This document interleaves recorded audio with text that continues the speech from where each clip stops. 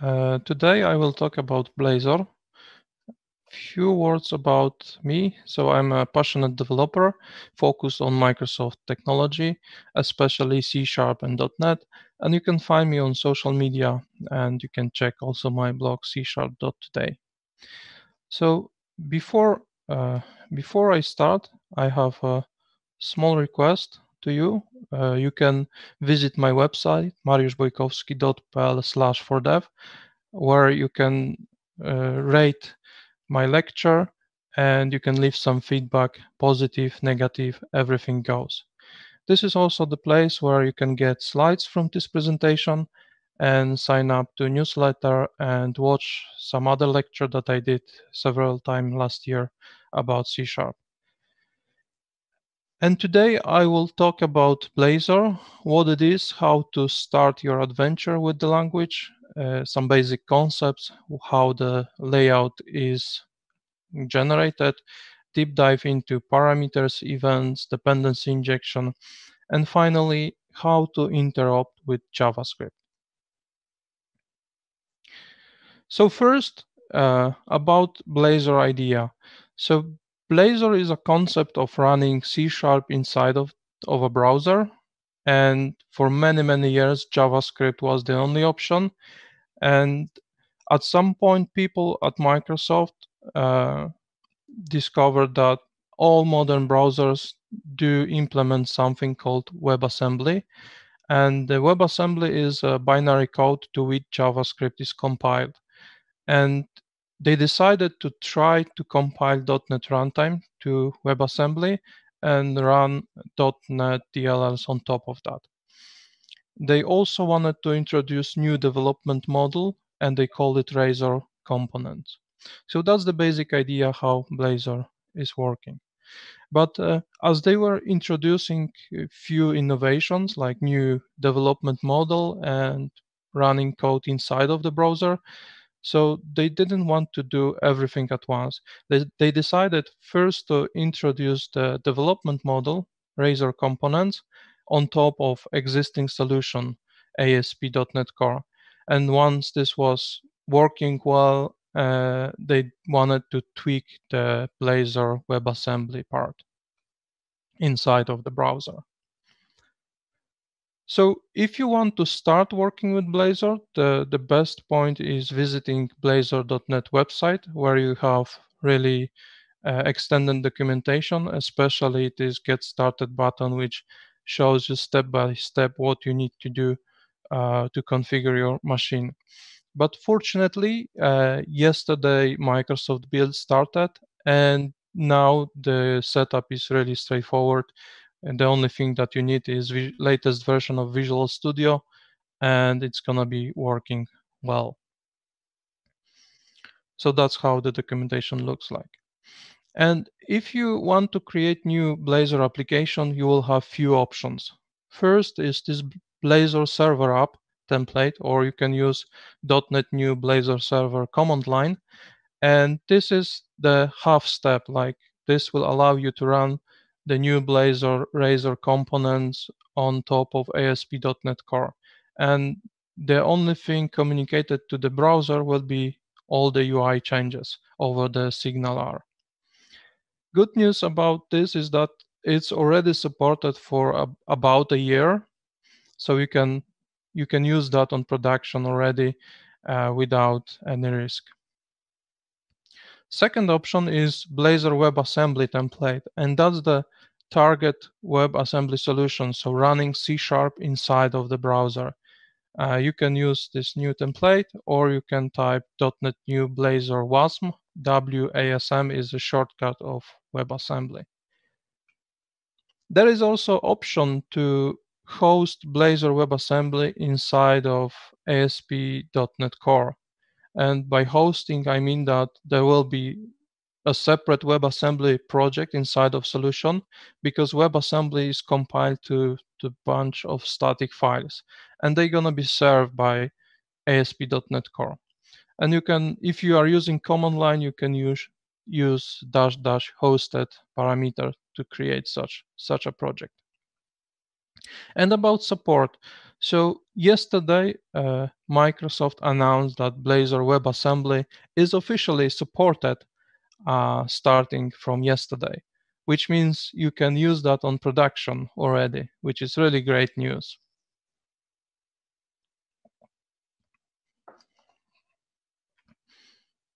There is one more template. It's called Blazor Progressive Web Application, and you can use that in Visual Studio or use the parameter --pwa.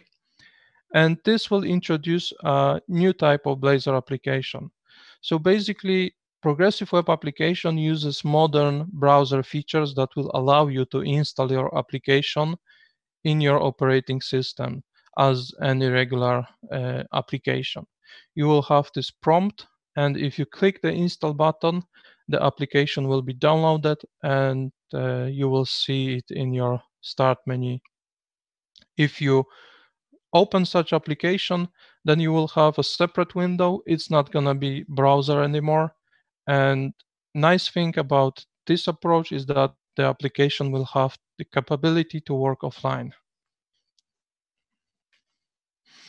Okay, let's now have a look at Blazor syntax. So if you already experimented with Blazor, you probably have seen this screen. This is the default template example application that you will see if you create a Blazor project.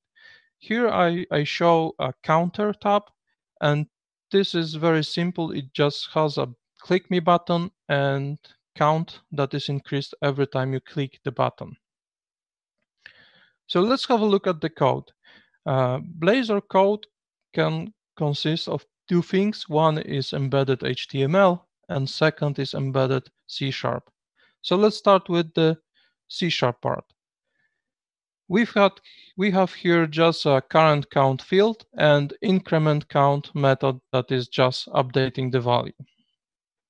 Then if we have a look at the HTML, we can see that we have some header, paragraph presenting the value, and button where we have our increment count method assigned to onClick event.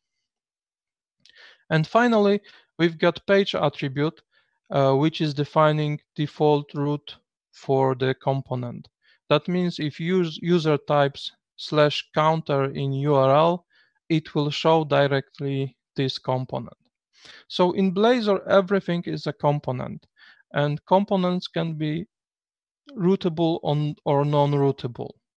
Routable components like this one have this page attribute which defines the route for the component. But at the bottom you can see another component, survey prompt, that is embedded here, and this one is non-routable. In Blazor you can embed components inside of components to compose your UI. You have also option to provide some parameters for your components. Like in this case, we use title attribute and pass some string there. But your component needs to support those parameters. And how this is done? This is done just by adding a property, in this example, named title, with a special parameter attribute. And that attribute says that this component can have this parameter.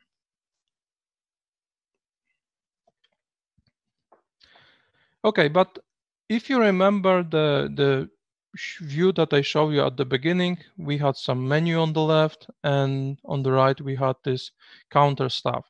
How this is generated? Where is this menu taken from? So as Blazor is compiled to a bunch of static files, as every website, the entry point is index.html. And we have some headers there and body is the most important part, especially the script at the bottom, which is blazor.webassembly.js. This is the starting point of your application. So that JavaScript is actually loading .NET runtime from WebAssembly file, and that runtime is then loading your application. And just a hint here, this is fully configurable, but your application is going to be included inside of this app node above with the loading text inside. But I will show you where it is defined in a moment. So our application main method creates WebAssembly host builder and then defines this root component, the first one that is generated. And this component is called app with a capital A, and then we pass the name of HTML node inside of which our application is gonna be generated. This is app with lowercase, the one that I just show you before. And finally, we build the host and run it. So let's have a look at this app component. That's the entry point for our UI. And here we've got definition of a router. And for router, we define set of assemblies from which we load our components. In this case, it's just a current assembly. We also define a found node, which is used if the URL provided by the user is found in components that we have in our assembly. That means that there is a rooted component with that URL name. And in this case, we also define default layout, and we call it main layout. The second node, not found, is responsible for cases where we don't have root for the URL specified by the user. And in this case, we also use main layout, but we also provide content of that layout. So it's just a sentence saying there is nothing at this address. And finally, let's have a look at the main layout. That's the layout component which inherits from layout component base. And we have those things that we see, like first we've got this div with nav menu. And as you can see, the color of regular HTML markup and Razor components is different. So Visual Studio gives you some hints about which is which. And then we have another div which inside we've got a body property. And body property is a place where your component's gonna be generated and put inside. Okay, few words about dependency injection. As dependency injection is core embedded inside of Blazor. So you need to understand how to use that. First, let's assume we have this iUser provider interface that is implemented somewhere. And if we want to inject that to our component, we need to use inject parameter followed by the type name and then field name. And once we do that, we can use this user provider field to get access to our interface. Also, as you can see, I had to put a namespace before the type because it was not included. The default namespaces are included in special file underscore imports.razor when you can provide all the namespace that you use across your components, so you don't have to put using statement in every component. And if you do that, then the inject will be simpler just with the iUser provider instead of full name. And how to set up mappings. So the main method is the perfect place to set it up. Before we build the host and run it, we can use builder.services to define our mappings.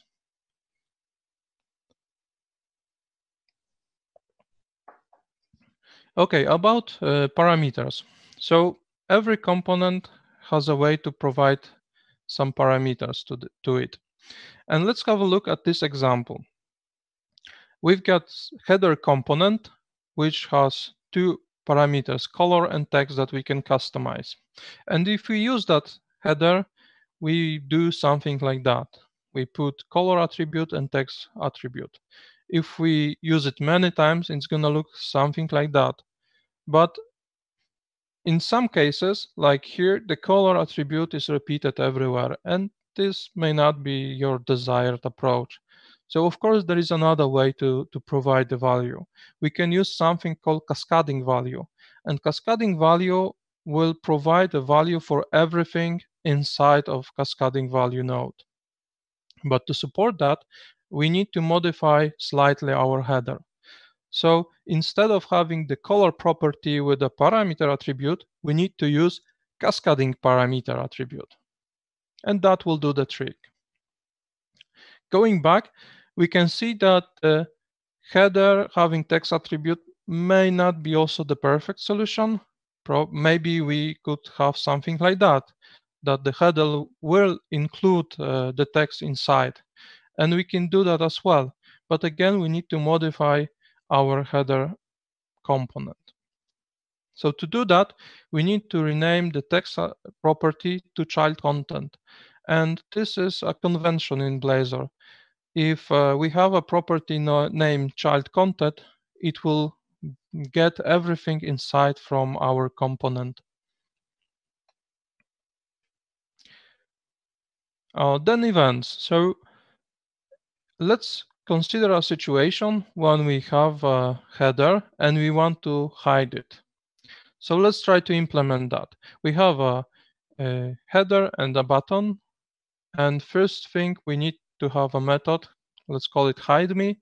And we need to assign it to onClick event of the button. Then we need some field to keep the state. And we want to change that state if we execute the method. And finally, we want to check the state to decide if we want to show the content or not. Of course, in this case, method is very simple. And instead of having the method, we could use lambda expression and resign from the method itself. But let's stay with the method because I want to show you how to raise event as well. Let's say we want to raise an event once we do hide our component. And so for that, we need to create another property called onHide of type event callback. And of course, once we do the hiding, we need to call it just by calling invoke async. And we also need to change signature of our method. So as you can see, if we assign to onClick some method, Blazor supports both regular methods also as async methods.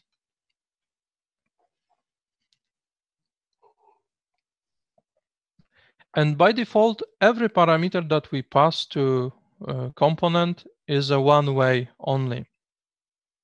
So if we, in this case, for example, assign a title to a text of header, we may want to update the title if the header changes the value. So how can this be done?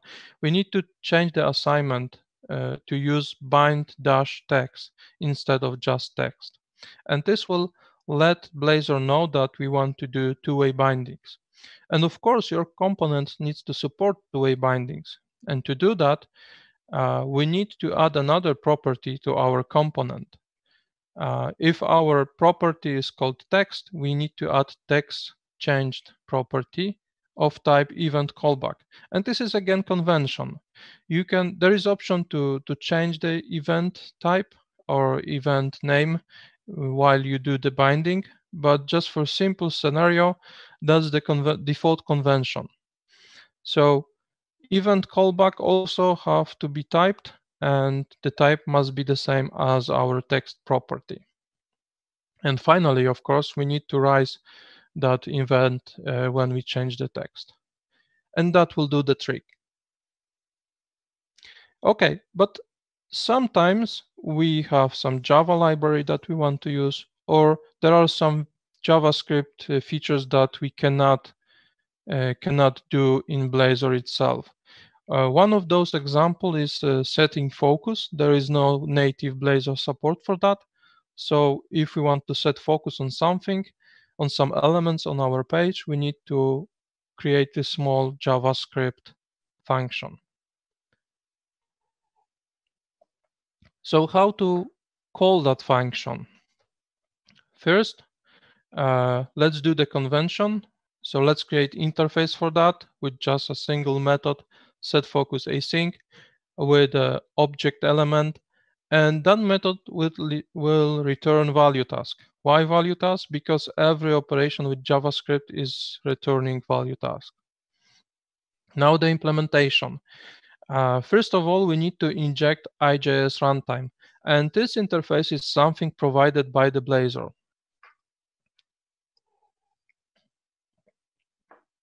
And we can use that interface to invoke JavaScript functions. In this case, I use invoke void async with the name of the method, name of the function, and parameter.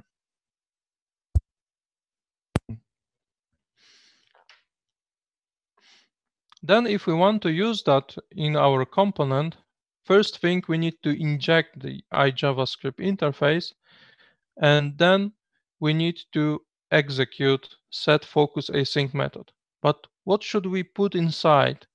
We want to pass input, but that's HTML node, so how to reference that? There is an option to do it. So there is this special type, element reference, which is responsible just for keeping reference to this DOM object. And to assign the value, we need to add this ref attribute to input field. And then the rest is easy, just passing the input to our method. Okay, so few words about my experience with Blazor. So there were many problems with Blazor over the last year. So I was observing, testing, and working with Blazor when it was still in preview. And there was a lot of changes that were breaking stuff, changes with the syntax itself that were again breaking things. But right now, the syntax and Blazor itself is very stable. One thing worth highlighting is that the team made tremendous amount of work to make it stable and small, because Blazor is compiled to a set of static files and client needs to download them. So it's important that those files are small. And few things that they did. One is that they implemented IL trimming, which means that if you have a library that you use, but probably not every possible method and class in that library. So everything that you don't use is going to be removed when you do the release compilation. And the same is with framework libraries. So if you have a look at the two biggest things being published from your application, first is MS Core Lib, which is above 4 megabytes, and the transfer side is 1.5 megabyte because it goes compressed over the wire. Second thing is .NET WASM and formerly MonoWASM, which is almost 2 megabytes, and transfer size is almost a megabyte. But this is in debug mode. If you do the release build, you will see improvement. So MS Core Libs is now below 2 megabytes and transfer size is below 1 megabyte. And .NET WASM stays almost the same. So this is a big improvement. Second thing is debugging, because if you had some front-end stuff in JavaScript, you probably used some browser debugging tools. And for a person like me from Microsoft Stack, when I have experience debugging in Visual Studio, this is nowhere close experience. And I was really waiting when this was like very good experience that we see in Visual Studio, if we could have that the same from Blazor. And now we have. Now we can do debugging from Visual Studio. I tested it with latest Visual Studio preview, but yesterday it was announced that the newest Visual Studio released yesterday is gonna support it as well. So great news.